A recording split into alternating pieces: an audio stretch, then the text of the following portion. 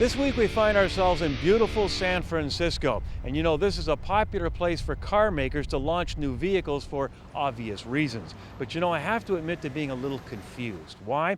Well, we're here to drive the new Chevrolet Trax. Now, this vehicle will be available almost everywhere on this planet, with the exception of the planet's #1 car market, the United States. Go figure. Well, we'll try and find out why, as well as getting our first drive behind the wheel of the Chevy Trax.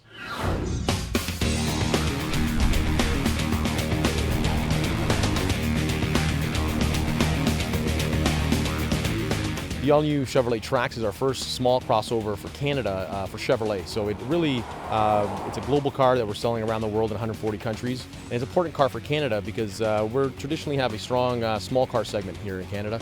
People looking for smaller, efficient cars.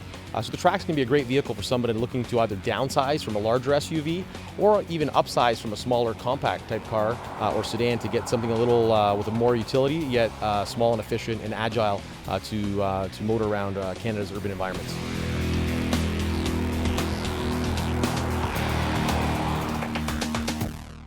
The vehicle is equipped. It's able to come to the United States when we believe it's ready. No different than the Spark that we just talked about a little while ago. We brought the Spark to the States when it was ready. The market was ready for it. With everything we're doing with the rest of our crossovers and the biggest lineup of vehicles we've ever had in the Chevrolet showroom, we want to make sure the market and the Trax are ready together at the same time.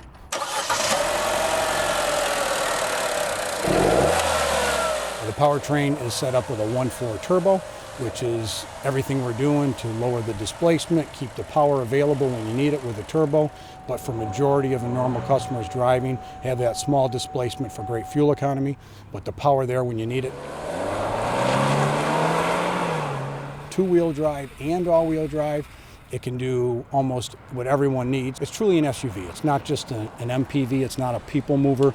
Of having that extra security of all-wheel drive, something a little higher off the ground, it can handle a little more cargo, is where we think a lot of people are moving. The target we're going for here is the Hyundai Tucson, and we think customers who are out there looking for that size of vehicle will put the Trax on their shopping list. The global demand increase in growth for a small SUV has just been growing at amazing rates.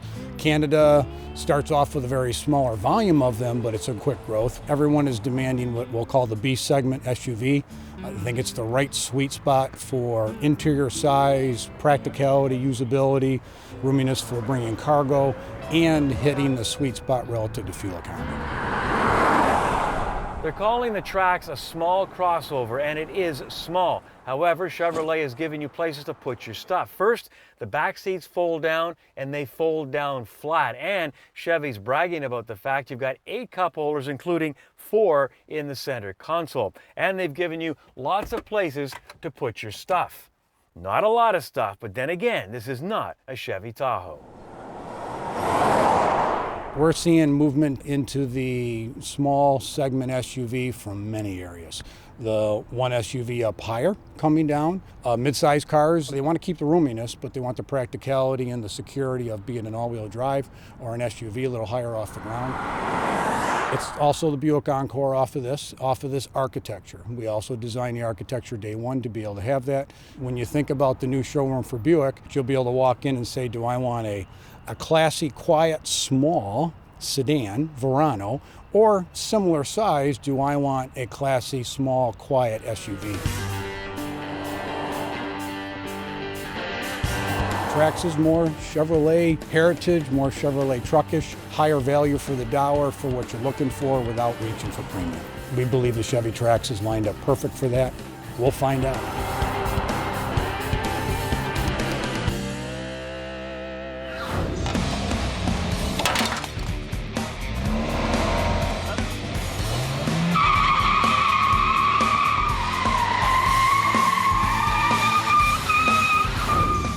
Another car fades into the Canadian sunset.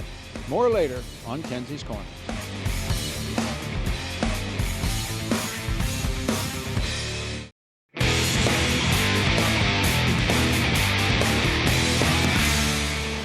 Cast your mind back about a decade ago and Hyundai were flogging a 5-door Elantra.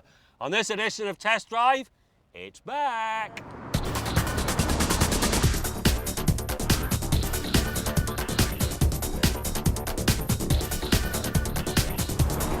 In the compact car segment, the hatchback has been making serious inroads. Ford, Mazda, Kia, Subaru and Volkswagen all offer 5-door hatches.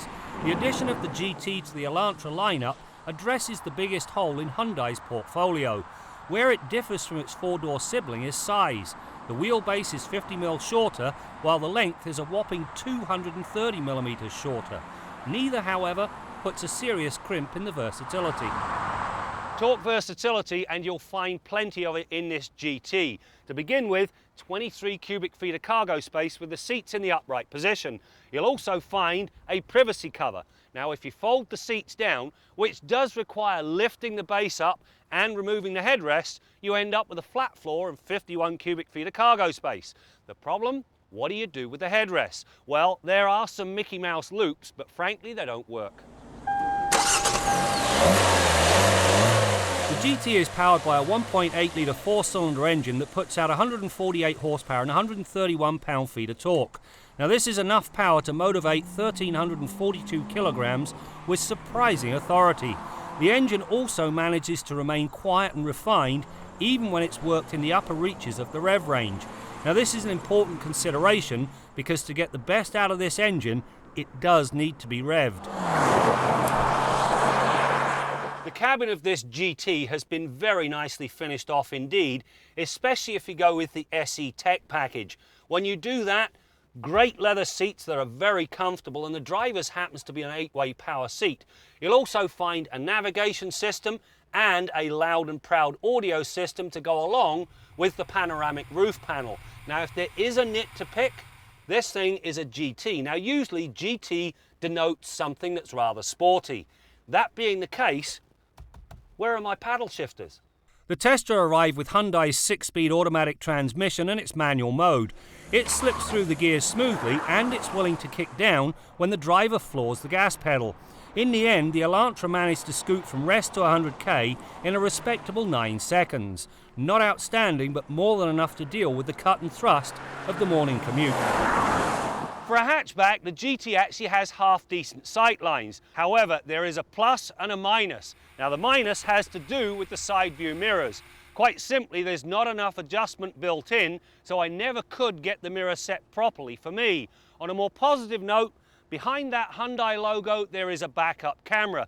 Now hiding it keeps the lens clean. It's the sort of thinking you expect of BMW, not Hyundai. It's just too bad that the side view mirrors aren't as well thought through as that backup camera. The GT rides on front struts and an anti-roll bar with a torsion beam axle holding up the back bumper. In terms of its handling, there is a definite must. The larger 215/45 R17 tyres that come with the SE models. While these do little to counter the body roll that was evident through the pylons, they did provide much better lateral grip, which pushes understeer out to the point where it's a non-issue. The complaint is the steering. In spite of being able to adjust the level of assist in 3 stages, it still feels rather numb across the board. Blame the electric assist. The addition of the Elantra GT to the lineup is a welcome one. It's got decent performance, great economy and the right sort of versatility. The problem, however, could be pricing. While this vehicle does start at under $20,000, this vehicle is over 26. Now, to my mind, that demands another letter. GTI.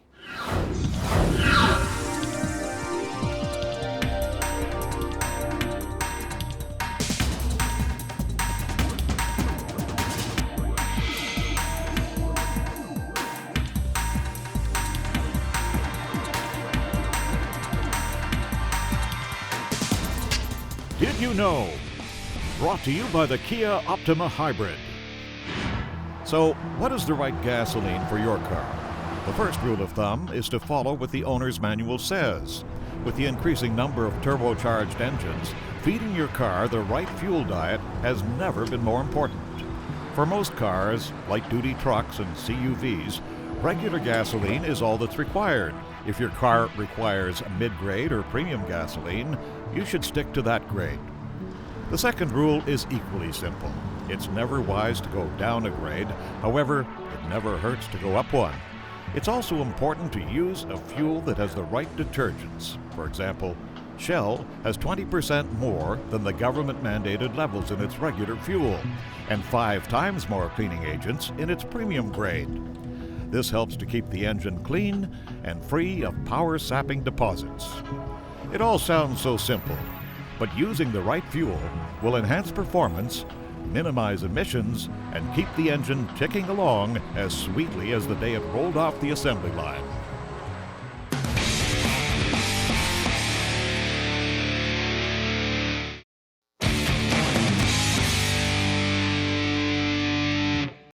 The thing that I find most interesting is the B-Class has been relatively successful for Mercedes-Benz Canada, and really all it is a small R-Class, which was phenomenally unsuccessful in North America. So why people have said, I like this in a small format, but don't like almost an identical vehicle in a large format is kind of, I find it curious. It's a bit of a mystery to me. The car is like a small premium hatchback, and obviously there's people with just the right amount of money to be able to get into something with a Mercedes badge that also appreciate the utility. Is it the car that I would personally buy? No, but I see why other people would buy it. In 2012, the Automotive Journalists Association of Canada voted the normally aspirated Veloster the best new sports performance car for under $50,000. How the hell did that happen? Especially when you consider it was nearly 2 seconds slower, 0 to 100, than anything else in the class. Where's the sport? Where's the performance? That is a 2013 Hyundai Veloster Turbo, and this is the 2-minute test drive. For 2013, the Veloster has one of these, and this makes that a performer. The turbocharged and intercooled version of the 1.6-liter 4-cylinder boosts the power from a dismal 138 in the normally aspirated Veloster to a very capable 201 horsepower with 195 feet-pound of torque. In short, that's what makes this car come alive. It puts it on a level playing field with the class heavyweights, the Honda Civic Si Coupe, the VW GTI, and the Mini Cooper S. It comes with a 6-speed manual or automatic. It doesn't get the EcoShift dual-clutch transmission. Driving the Veloster now is a whole new experience. It now has power. In fact, it has so much power, you can do this.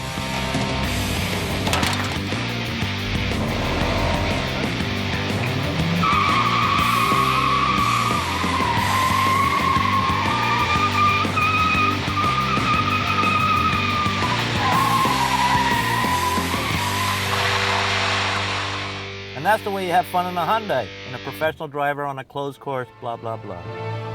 My pet peeve is this 3-door thing. Now, it may be just me, but the one time I actually wanted to use the back door, it was on the wrong side. As you can see, we've had a lot of fun with this Veloster. The turbo really does make all the difference. It makes it a complete performer. It adds to its sporty look and sporty stance. It really is a complete package. And at $25,499, it really is the real deal. I'm Russ Bond. This has been the 2-minute test drive. The motoring tip of the week is brought to you by Walmart. For everyday low prices on Pennzoil, conventional, and synthetic oils. Our motoring tip of the week concerns lug nut torque. When we talk about the lug nuts, we're referring to these fasteners right here, the lugs that hold the wheel tight to the vehicle. Now, the lug nut torque is important for a number of reasons. First of all, we want to make sure we've got adequate torque, that it's tight enough so that it can't come loose. An under-torqued wheel can loosen and detach from the vehicle. An over-torqued wheel, you can damage the studs, the nuts, the wheel, the hub, the brake drum or rotor. Anything that's involved in that sandwich that holds the wheel tight to the vehicle can be damaged by over-torque. You may notice that technicians use an impact gun to remove the wheel and to reinstall it.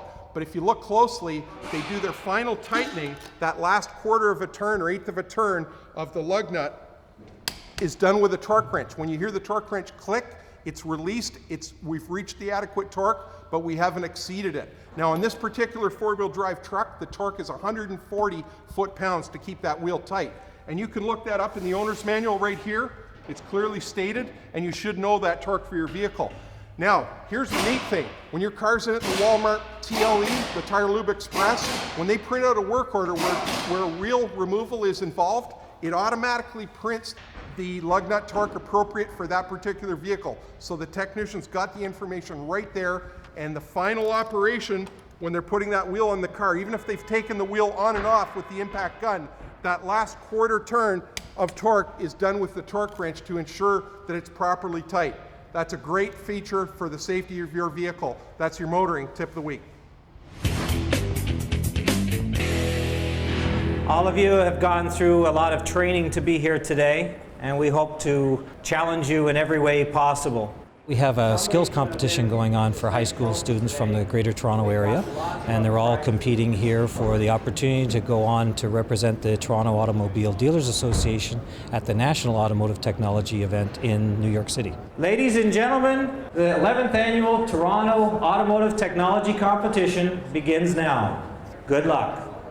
Well, they're automotive students, and they are competing from various GTA schools, and they're about probably 17 years old, some grade 10 to grade 12.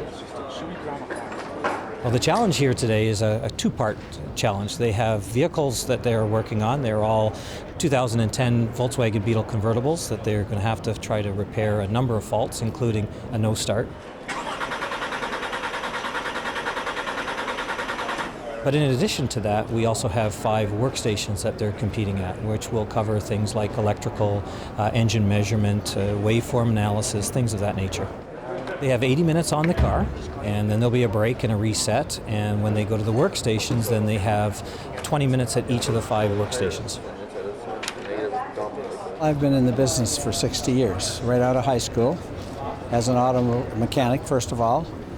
But I've spent most of my working career training mechanics in either colleges or institutions or running my own business.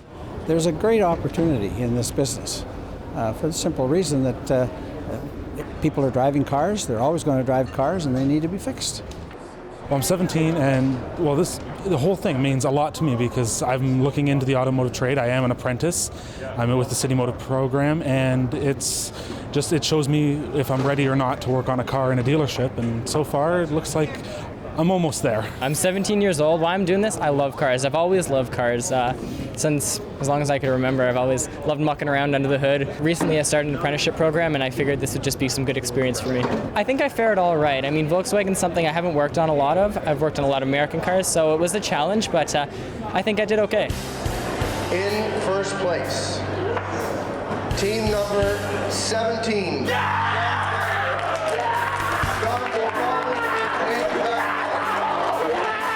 And these students come in here with a good attitude. These are the future technicians for our industry. As the trade ages right across the board, we need good people with problem-solving skills and good technical skills to be able to take our place. And from a college standpoint, the more we can do to help the schools that feed our college students and our programs, the better off it is for us. But it's great for everybody. We need to have better trained technicians out there for everyone. Closed captioning for Motoring 2013 is brought to you by Greener, fuel efficient, global. This is Chevrolet Now, driving our world forward.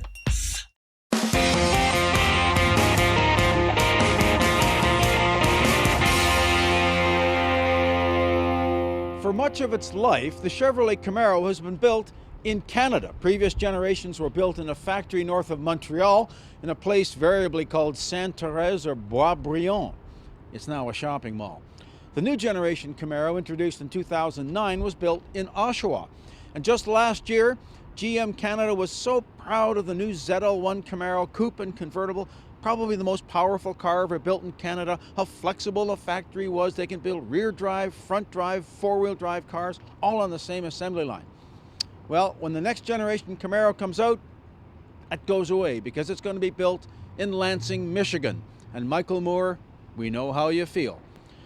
Now, I'm as nationalistic as the next guy, probably more so than most, and you'd probably expect me to get all cranky about this, Certainly there'll be a lot of teeth gnashing from the Canadian Auto Workers Union. They're abandoning the country, abandoning the workforce, and they're not following up on their commitments after Canada bailed the company out and blah, blah, blah. The fact remains that decisions like this are made on a business basis, not a political basis. Canada used to be one of the cheapest places in the world to build a car, but now, thanks to our petrodollar, it's one of the most expensive places to build a car. And GM has decided that it's more efficient to focus their rear-drive cars in the Lansing factory. That'll include the Cadillac ATS, the CTS, and the new Camaro. Now, if you can conclude from that the new Camaro will be based on that architecture, move to the head of the class. Oshawa will continue to build the Regal, the new Cadillac XTS, and the upcoming generation of the Chevy Impala. Now, if you're all concerned about job loss, well, think about the fact that Camaro, as high image a car as it was pretty low volume. They should sell a whole lot more Impalas. So if you got some real concern for your brothers in Oshawa, go buy an Impala. I'm Jim Kenzie.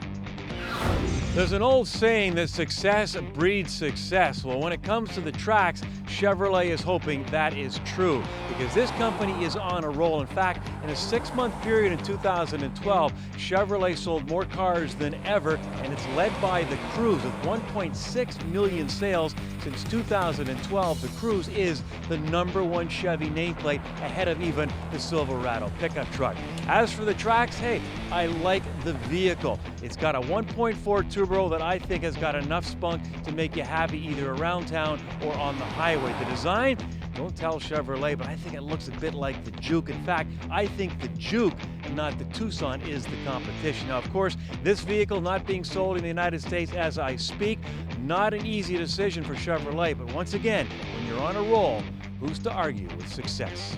Before we go, make sure you check us out at motoringtv.com and join us on Facebook. We want you to get in on the conversation for the total motoring experience. That's it for now. We'll see you next time out as we continue to bring you more stories about cars and the people who drive. I give you our Car of the Year for 2013. Now, Graham Fletcher will get to announce Motoring's Car of the Year at our upcoming 1-hour special. Where's Graham now? And I just hope that car under the drape back there isn't a 2-seater, right, girls? Right, Jim. We'd like you to vote on our Car of the Year nominees and be eligible for some cool swag. Go to motoringtv.com and cast your vote.